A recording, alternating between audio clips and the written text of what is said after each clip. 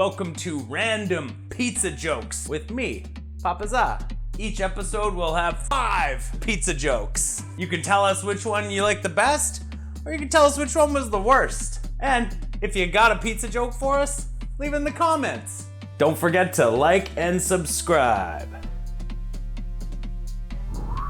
What did the Dalai Lama say when he walked into the pizza parlor? Make me one with everything. What do you call a restaurant that only serves crabs and pizza? The crustacean. Why did the hipster burn his mouth while he was eating pizza? He ate it before it was cool. How do you fix a broken pizza?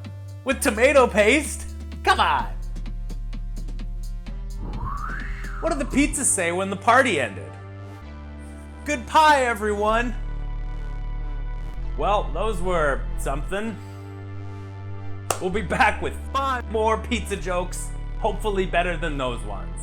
Don't forget to like and subscribe for more Weird Wild Pizza.